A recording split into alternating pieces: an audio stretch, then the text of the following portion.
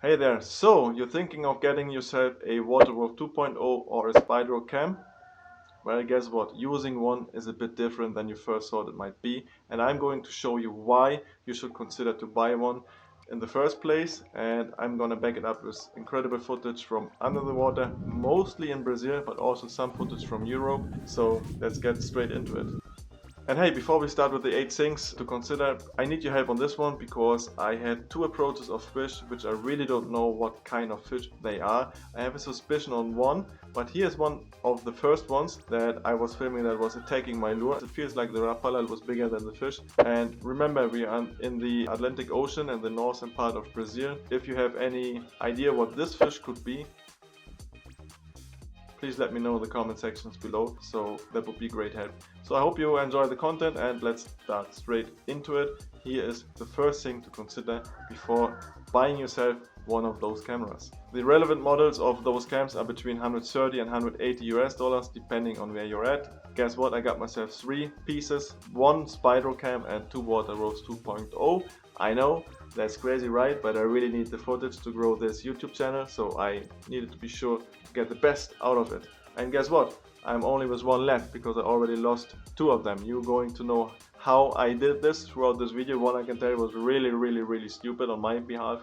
The other one was a bit tough luck, but be prepared to lose it. And that's why we dive into point 1. That's exactly that. You can lose them rather easy than difficult, and here's how and why. You know, this you can lose quite easily. I have a big face, that also means the camera is quite big, and you can stack all this camera body in between some branches or fallen trees in the water. Or in my case, I was rock bottom fishing, jigging, and this camera got stuck in between the rocks, and guess what? I lost it. Even though I had a bigger connection coming from here to the tackle, I just lost the whole cam, which is not the stupid way. The stupid way comes throughout the video in the end. Hope that's worth a laugh for you guys, and maybe a like, because I'm really pushing the limits for you guys to have good content. Check this one. Isn't that nice? So the second thing is, you should really know upfront what you want from the footage. Like here, our friend Sammy Hitzke is trawling in Australia, and the water there is crystal clear. You see everything really far. Here, in my case, I also fishing in the ocean, Atlantic Ocean, and I'm around 15 meters deep, and this happened. Did you see it? I have a clue. I think it was a GT, but I'm not super sure. So make sure you fish in waters where you know you actually can see something. If you fish in really mushy waters, those cameras are not a big help. Just be aware of what you want from the footage. If you find it reasonable to buy the camera to really see what's going on, in my case it was reasonable, that's why I bought 3. I wanted to create really good YouTube content, so I wanted to make sure I have all the gear set up. But I'm also in need of learning what's underneath the surface, since I'm not fishing in Brazil for a long time. So for me, any fish that approaches the lure or maybe attacks it or doesn't attack it, yeah, gives me information so I can learn something about him. So you need to know what you want from the footage.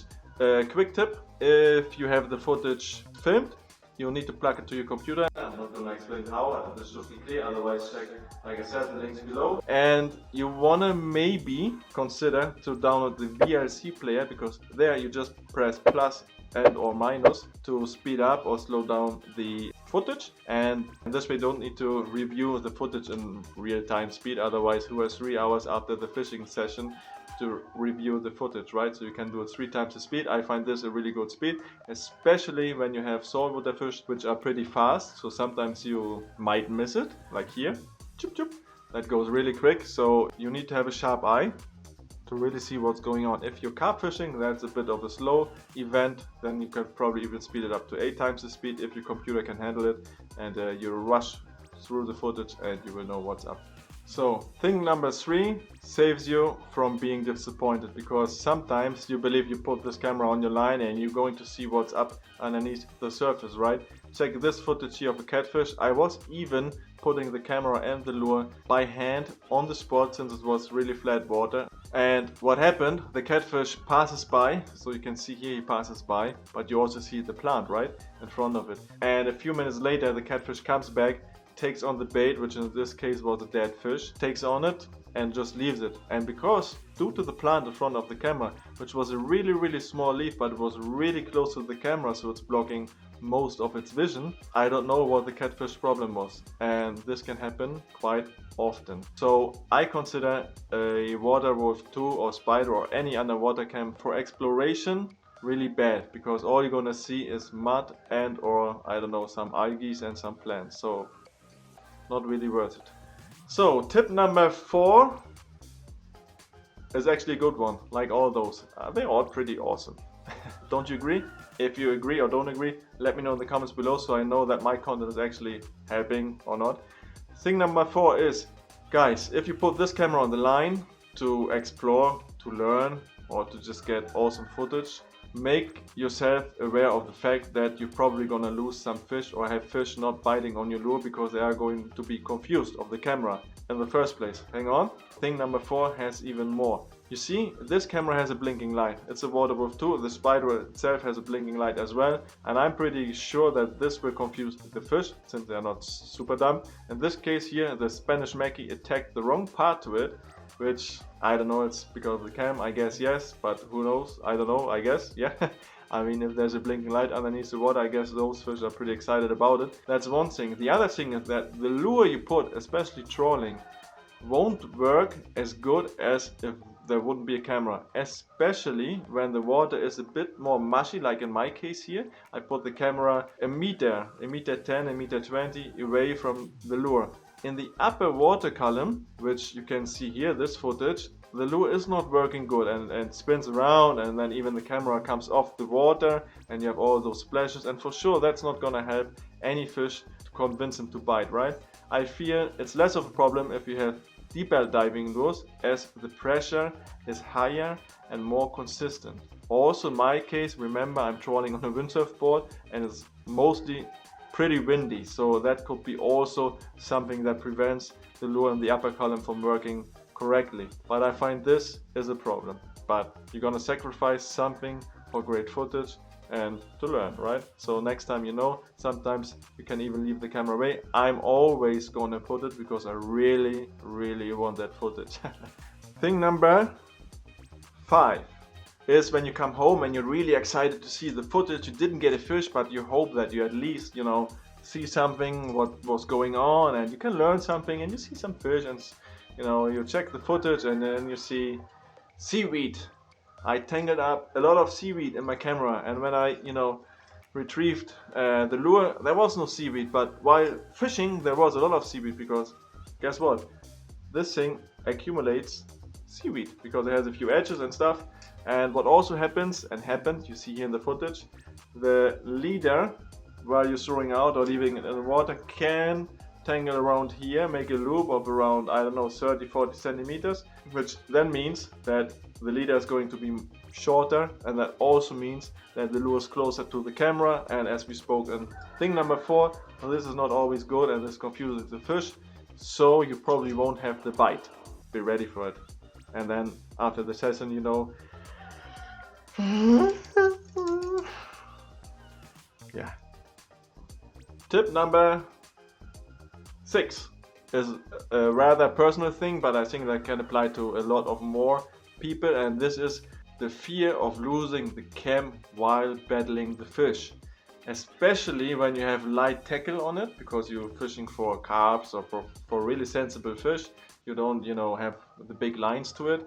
And in my case, I'm trawling and it's saltwater fish, and you know, anything can happen. And sailfish, wahoo, tarpon, there's a lot of really big tough fighters, and I'm prepared. I have a tough line on it, a hike line, 0.4 millimeters. But anyway, you feel like I really don't want to lose this cam, especially I lost 2 already, and it was quite an investment. By the time I bought it, it was 220 euros each, so I already lost 400 euros. So I'm really not looking forward to lose my last one, especially because here in Brazil it takes a long time before getting a new one, and it's expensive again, and I need it to grow this YouTube channel together with you guys. Anyway, speaking of growing, leave a like, leave a comment, subscribe to the channel if you find this helpful. Thank you. And this takes away a bit the joy of the fight, of, you know, of the interaction of real, like, you know, the fight. I you know, it's more of a game for me. I really don't like to call it a fight. For me, it's more of a game, especially when I'm on my windsurf board, because then it's more fair play. So yeah, for me it's more like a game. So, but it takes away the joy, because I really like, shit, I really don't want to lose the cam, so I'm really easy on the fish, and that actually made me lose the fish, because that fish ran to the rocks and yeah, got himself free again. I kept the cam in this case, but I also lost the fish, which is, you know, not so nice. So it takes a bit away from the joy, being aware of that. I mean, if you don't care for money and you have like 10 of them, whatever, you know, but still then you're going to pollute the ocean, having electro trash. That's also not cool. So yeah, you need to be aware of this point as well. Thing number 7 is this one. Guess what? You come to the beach or to the lake and you feel like, alright, I'm just gonna switch this thing on and then we're ready to go. No, it's not like plug and play. You need to prepare yourself, because, you know, maybe you noticed I have something white here, and that's something I put. That's a cable tie. And you know why I put the cable tie? Because I was throwing out the lure and then I saw the lure flying in one direction and the camera flying into another direction. And this is a really crappy feeling when you retrieve your lure again and you're like, oh, I hope I just, you know, didn't look right, and I hope I didn't just, you know, and then you see, yes, it's just the support left and the camera is gone. That's a really crappy feeling. It is, because you lost money and you polluted the ocean or the lake or wherever you're going to go. So that's also not nice. And this for sure is not helping the overall performance of the rig anyway, but I feel it's safer, and in this case, better be safe than sorry again. Also make sure after you charge it that you actually switch off the camera, because in my case, I don't know if it's only my case, sometimes the camera is switched on when I pull the plug from the charger, and that also means that it arrived a few times on the beach with an empty camera, and then you need to change all the rig again, and as well you don't have a camera filming it, and that's really what we want. That's why we got the camera, right? So kinda sucks. Also, the SD card, I think the biggest size you can have is 32 GB. I don't even know why. Maybe you find this in the other videos. I hope so for you guys, but otherwise just buy a 32 GB mini SD card and make sure to empty that thing after each session. Otherwise it will be full and the camera will not record it. Alright. So last but not least, thing number 8, and this is dealing with your own emotions. The good ones and the bad ones. The bad ones we spoke about over the last 7 points. It was mostly kind of like negative, what all could go wrong, but the positive thing is the stoke after the session.